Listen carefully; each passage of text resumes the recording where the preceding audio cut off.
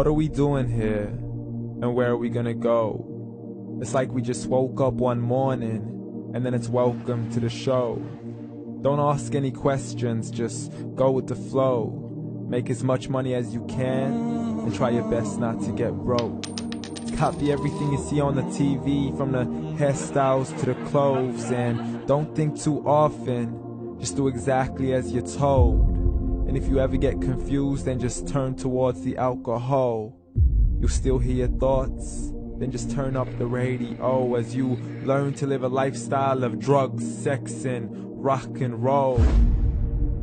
But in all honesty, I just need to know, is there more to the cycle than growing and getting old? Living and dying just to leave behind a happy home and a whole lot of property that somebody else is going to own.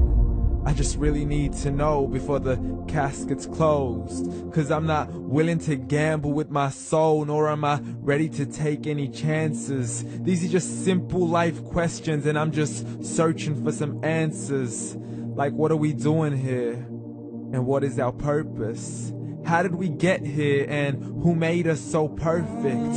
And what happens once we go, or is this world all really worth it?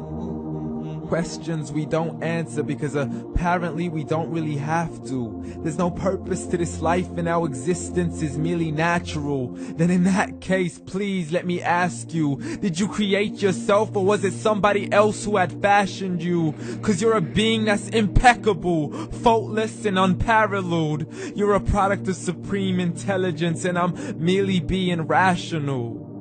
For there isn't a camera on this earth that can come close to the human eye, nor a computer that can compete alongside the human mind. And if the whole world was to come together, we wouldn't be able to create a single fly. So many signs, yet we still deny. As science tries to justify that all this could come from none, when it's a simple sum. 0 plus 0 plus 0 cannot possibly ever give you 1. So from where did all this order come? For everything has its origins, a maker, a creator of its own. I mean, the only reason you're watching this video is because somebody had to press upload. So we can believe in the Big Bang, but I'd rather believe in He who caused it to explode.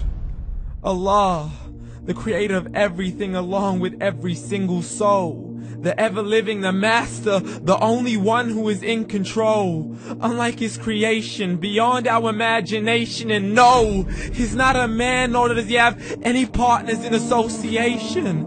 He's on his own. And no, he did not ever leave us alone.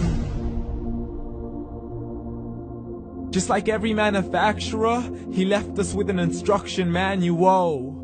The Quran and Islam, and I'm sorry to jump to conclusions, but it's the only one possible. The only definition of God is the one and only supreme being. It's logical, a book with 0 contradictions, with miracles that are both scientific and historical, all revealed over 1400 years ago.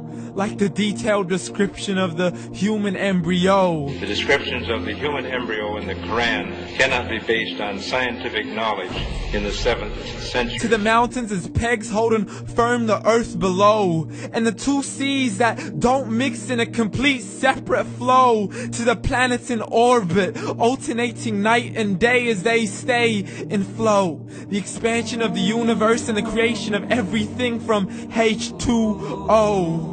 To the stories of the past and the preservation of Pharaoh. To identifying the lowest point in the land where Persia defeated Rome. The gushing fluid that created man in the glands between the ribs and the backbone. And not a word has changed, it's still the same. So please explain how all this was known over 1400 years ago.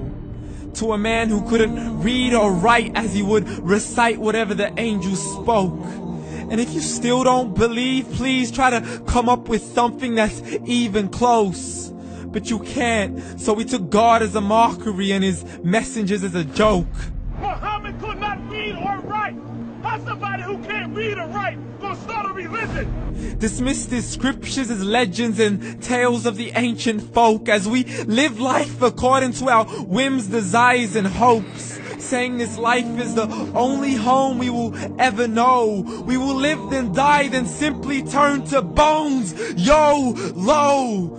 Correction, after the grass dies, the rain arrives and it regrows, and Allah promises to do the same thing to your very soul and bring you back from your very fingertips to your toes, as the all-seeing supreme being watches us so close, and we are surely being tested in our wealth, our health, and our self, and everything that we've been blessed with. So believe, for we will surely be resurrected and be brought back to our Lord and account for every single deed, as He hands us our books and orders us to read.